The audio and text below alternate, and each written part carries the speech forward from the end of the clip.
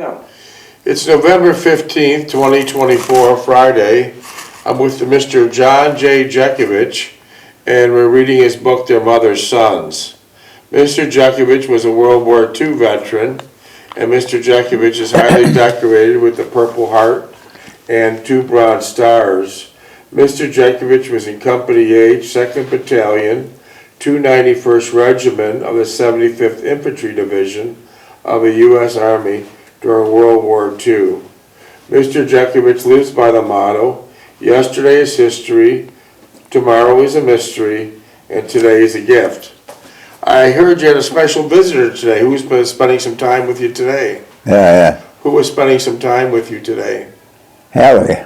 Amber. Amber, yeah. Wasn't she a pleasant person to visit with? Yeah. She's a real gem, right? Yeah, well, she isn't feeling well either. Yeah, I know. But she came and visited you before she goes to church. Yeah. And usually 3 or 4 days she's here. Yeah. It's a really nice person to come see you. That's Mr. Jeckovich's great-granddaughter, Amber. Amber, yeah. Very fine girl. And you're looking well today. You're looking well today. You looking well today? He's got his new sweater on. New sweater, new pants, new shoes. What do you mean new sweater? Yes, every day you get new clothes. Had to put this on, it was freezing. Well, yeah, it's cold out now, isn't it? But you're doing well. And so what did you and Amber do today? Who?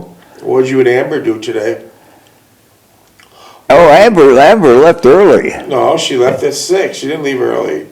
She was here quite a while. I took her out for supper. Yeah, we had supper nice out dinner, here, yeah. right? Yeah, so you enjoy Then she Amber's left right company? away, yeah. You enjoy Amber's company? Huh? Do you enjoy Amber's Oh, yeah, she's a sweetheart. Yeah, she's a sweetheart, yeah. She's a real sweetheart. Amber has been surfing since 10 years old. She surfs all around. They didn't clean that room up for her. That room is still Oh, smelly. that's from the storm. Amber lives on the ocean, so storm came in one of the rooms. She could roll out of bed in the morning. Every day she surfs, but she chases the waves all around the world. She surfed. She just came back from California, surfing there for 3 months, going to Hawaii and then Australia. Keep in mind, Australia, starting December, is their summer. Yeah. So Amber, even though she's got the waves at her front door, she's always chasing the waves. Yeah. She has surfed all around the world. What an amazing girl. And I know she likes visiting you and you like seeing her. Yeah. Well, that's wonderful. So how else you been doing today? Pretty good? Yeah, good. Very good, yeah. Okay, I'm going to be on chapter 20 reading your book, Their Mother's Sons, chapter 20, and this is when you're engaged to Delphine. The actual title reads Engaged in Wedding Plans. What's your dog tag number? 420965. Okay. Do you want to read a few pages or you want me to? No, go ahead. Okay, here we go. Page 607, about 900 pages of Mr. Jeckovich's book. More so than I'm most waiting for her reaction. She did not respond at the moment, but only stated that it seemed a little nervous at her house talking to her parents.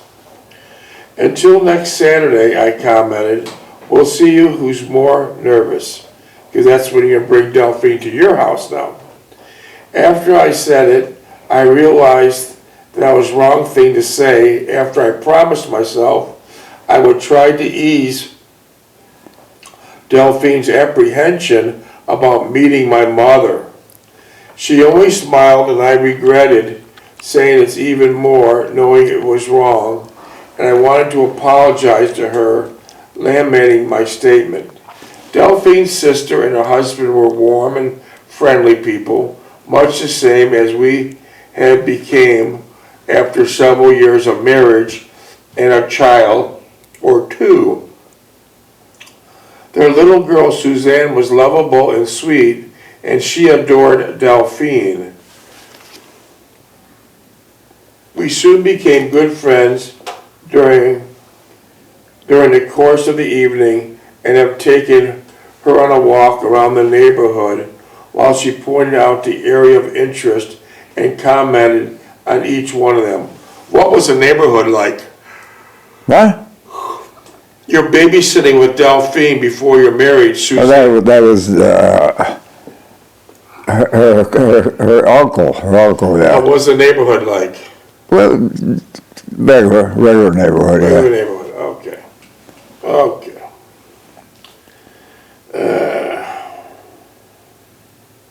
I enjoyed reading to her before she fell asleep as I gazed at her while she slept in her little crib.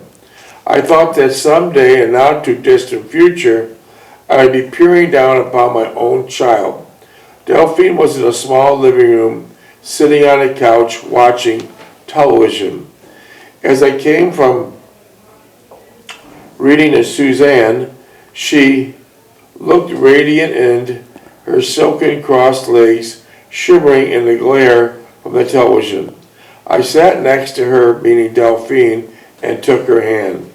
She turned and smiled. She says, "You have a way with children," she explained. "I knew you felt you were very soft. You were a softie." I did not respond, but put my arms around her and drew her close to me. The fragrance of her perfume once again captivated me and unleashed in me a pent-up I had felt for her for so long. She got off the couch and entered a small kitchen at the right of the living room. I sat on the couch waiting for her to return, and then she beckoned me from the kitchen where she had made some sandwiches and coffee. As we sat there at the kitchen table, I thought how it would seem when we would be in our own kitchen. I relayed my thoughts to Delphine, and she replied that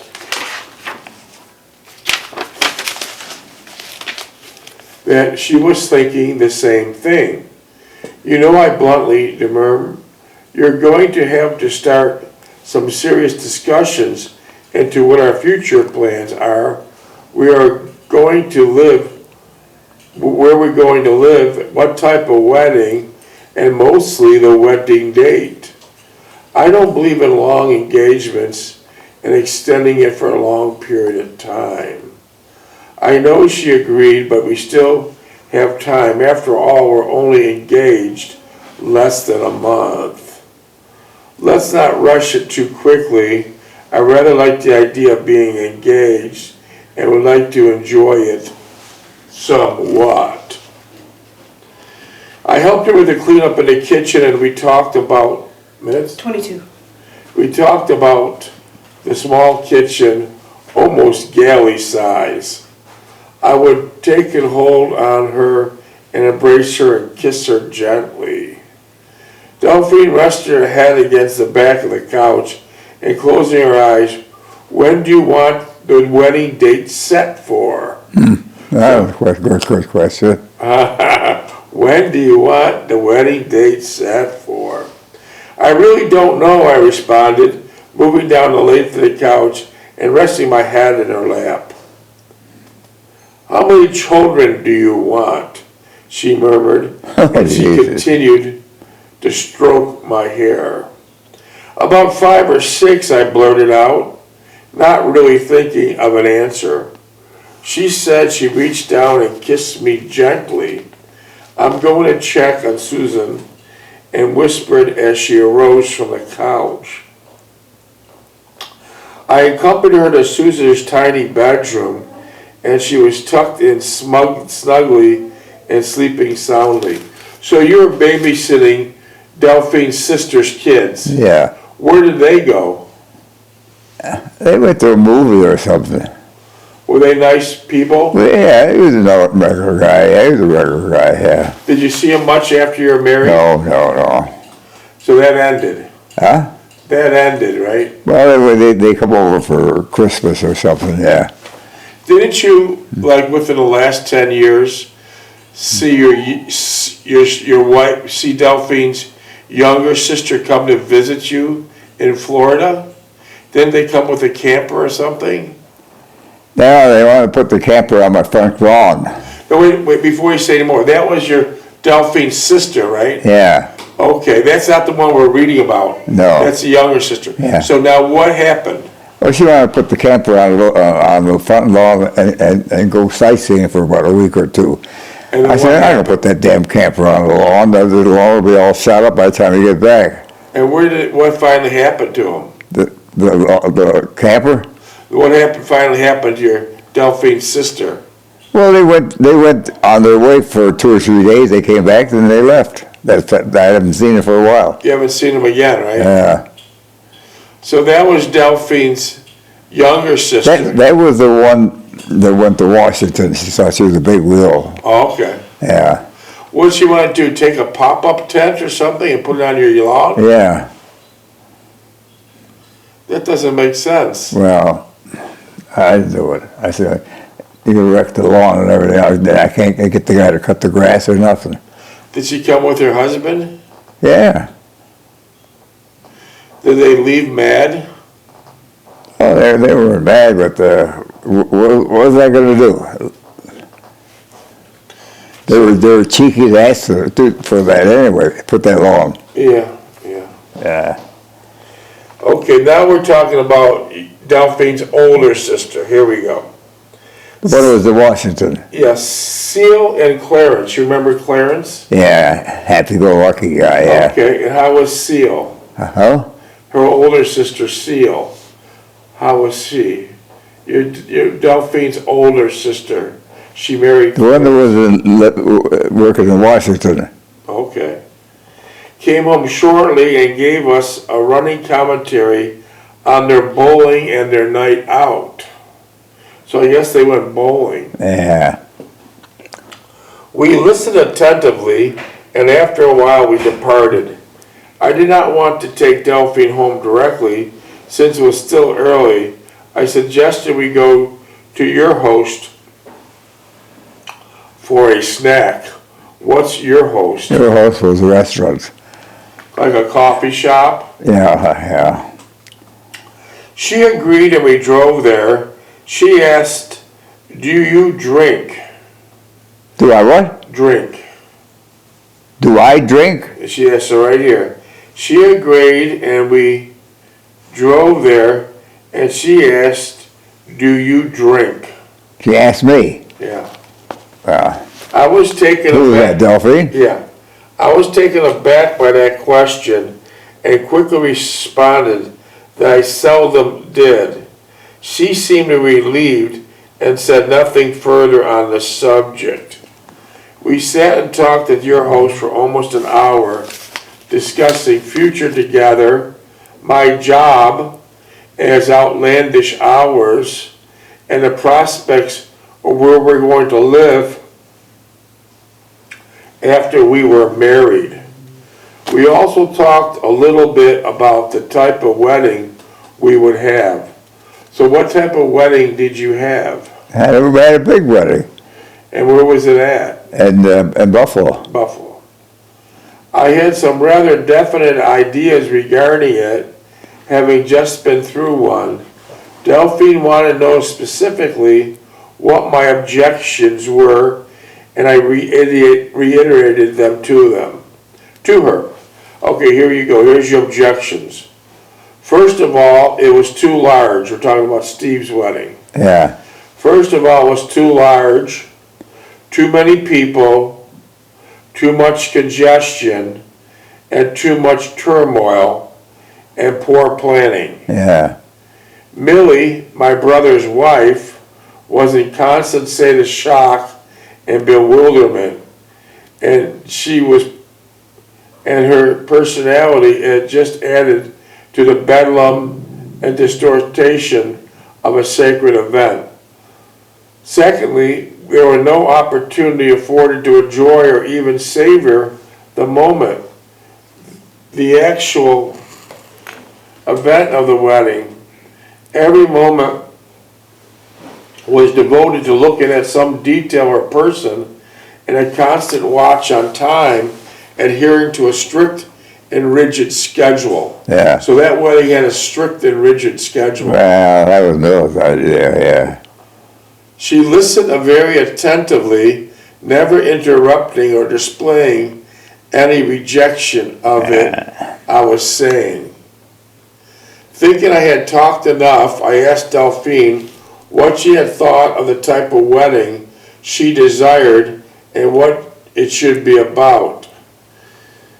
She started out by saying that every woman wants an ideal wedding. Every woman wants an ideal wedding, which reflects her personality and what her perception of ideal wedding is.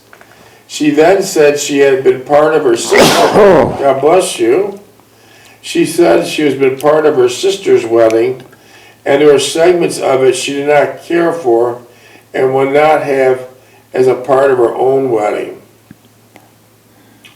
I think when you take the sacrament of marriage, it should be private matter and not a bit of theatrics and pretentious display. She declared completely serious and candid. No, Delphine and I went to the big church in Buffalo and sat there and talked inside the church. Oh, that was the Basilica, right? Yeah. Okay. So Steve's wedding wasn't planned that well. Huh? Steve's wedding wasn't planned that well. I don't know what he did, but he had a big wedding and put on a big show and all nonsense, yeah. I agreed with what Delphine said and not adding anything further to our discussion. She excused herself and went to the powder room. I watched her as she made the way to the rear of the dining table, thinking about what she had said, especially the part that she stated that the wedding should be private and a sacred sacrament. But for the moment, my immediate concern was set next Saturday. Delphine was meeting my mother and how it all turned out. I knew she was concerned about it and almost to the point of dreading going. Somehow I must have her not fear, and put in some kind of perspective. As we drove to her house, we started to mention next Saturday. It's no big deal, I stated, which was probably the wrong thing to say. Page 610. I know, she uttered, but I can't help feeling uneasy about it. Whatever happens, I don't foresee any great catastrophe. It's not going to change the way I feel about you and any of our plans. You're right, she blurted out, but so I want to be liked by your mother. It's very important to me. So how eventually did your mother and Delphine get along? Very good. For 50 years? That was the best that happens about my mother with Delphine, yeah. So it worked out great.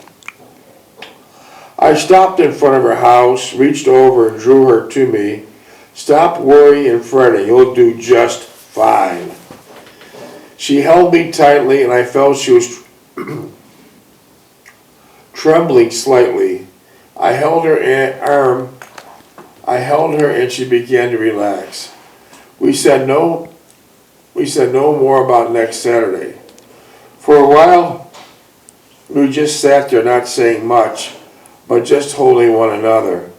Finally, she whispered that she had to go in. I kissed her and said goodnight. As she walked to the side of the door, I noted that her step was not as brisk as it usually was. It was more hesitant and unsure. I thought this was the beginning of it, dispensing my troubles onto Delphine, when she was last person I wanted to do that to.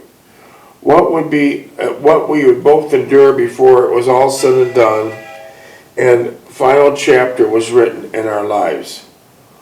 All that next week, the only thing on my mind was next Saturday and Delphine meeting my mother for the first time. Minutes? I knew Delphine must be apprehensive about it and could not wait for it to be over with. 10. I called her during the week and met her after she got out of work Wednesday to make the final arrangements for Saturday. We went to the Red Devil for old time's sake, what's the Red Devil? Restaurant, Italian A restaurant. nice restaurant? Yeah. Checker cover, Do they have good tablecloths, food? yeah. For old time's sake, and to bolster our defenses in preparation for Saturday. Delphine did not appear flustered or daunted about this prospect facing her, but I knew it was illusionary and fanciful.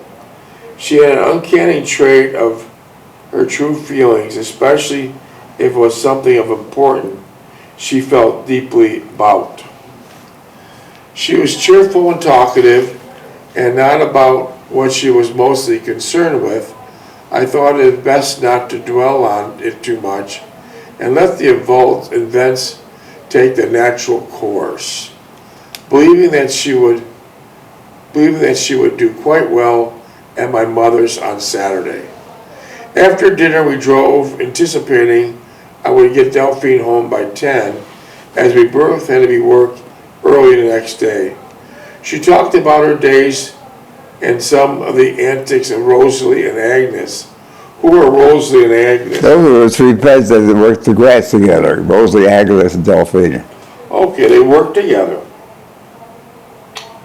It was all small and insignificant talk. Both of us tried to avoid what was really on our mind. She sat close to me and took my hand and held it tightly, trying to convey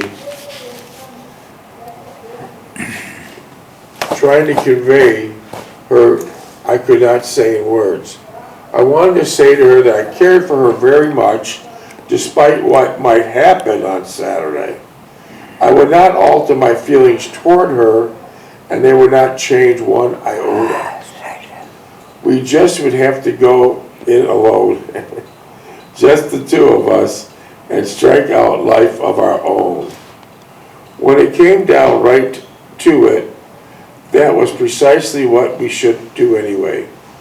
Why should we show allegiance to anyone and submit ourselves to all such a debasement and self-denial?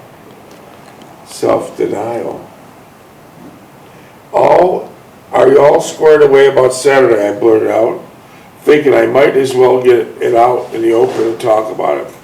Yes, she said, responded hesitantly. Except I don't know where to meet you when I get off the bus. This is where that's it. Where do I get off the bus? In the Falls. How stupid of me. Of course you don't know where I live, or for the matter of fact, you don't know too much about the Falls. Or of course you don't know too much about the Falls. I can still come for you if you prefer, rather than you taking the bus, I added, still trying to ease your mind. No, the bus is okay. I don't mind taking it. It's just that I don't know exactly where to get off, she stated matter-of-factly. This was getting too convoluted, and I was confusing Delphine and making her more apprehensive, just the opposite what I wanted to do. I tried to reassure her that when we went through the entire scenario with her, after crossing the Grand Island Bridge, she would turn onto Buffalo Avenue and then ask the driver to let her off on the intersection of Hyde Park and Buffalo Avenue. That's close to where you live, right? Yeah. Okay. I would be waiting there to drive her a short distance to my house. Okay. Hyde Park Boulevard, she repeated, sighing slightly. You'll be waiting there for me. Yes, in the middle of Yes, in the middle of a raunchy chemical plants, and not in the downtown section of town. I'll be there. That's still chemical plants there today. Yeah. Buffalo Avenue, Yeah, Hooker Chemical, responsible for Love Canal. I'll be there, I said, repeating the cross street, Hyde Park Boulevard. I drew her near to kiss her. You'll be okay, I interjected. Someday I'll take you for the tour of the falls. Did you ever take Delphine for the tour of the falls? Well, I drove her around the falls, yeah. Was that before or after your marriage? After, yeah. Okay. That's interesting. Okay. Because Delphine never went to the falls when she lived in Buffalo. Yeah. Great, she said. The last thing I want to do is get lost in a strange city. As a matter of fact, give me your phone number just in case. So at this point here, even though you're engaged, Delphine never had your phone number. No. Unbelievable. Great idea, I related. Okay. No, I had her phone. I used to call her down at the railroad station. But she didn't have your number. No. Okay. Because you would call her from a railroad station. Yeah. I wrote it down on a piece of paper. I found it in a glove box and handed it to her. She immediately put it into her purse after glancing at it and folding it once. Do you remember your phone number? Huh? Do you remember your phone number? Then? Yeah. 8866. Okay. I kissed her again and she held me tightly, her arms around my neck. I placed my hand on her knee and drew back, kissed me on the cheek, and was out the door. When she reached the back steps and ascended them, she waved once again and entered the kitchen. I waited until the next day, Thursday, to inform Mother that Delphine would be coming to visit on Saturday. She did not seem surprised as we talked about Delphine's visits several times in the past. What surprised me and caused me great apprehension was that she stated she thought I'd be putting in her new kitchen cupboards on the same date. That's what you had? So let me just clear this up. So your mother, you told her a few times that Delphine's is coming on Saturday. Yeah. And your mother says she was kind of surprised because you're supposed to finish the kitchen cupboards on Saturday. Yeah. So that's what that paragraph was about. Let's see.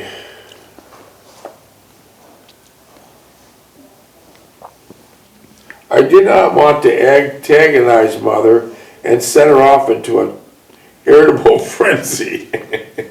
The last thing I wanted was for Mother to be sullen and exasperated mood when Delphine visited her.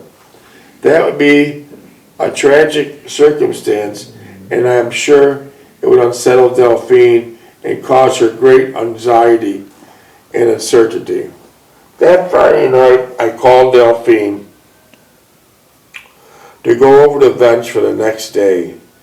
She assured me that she was more comfortable with the idea of meeting my mother and was almost looking forward to it.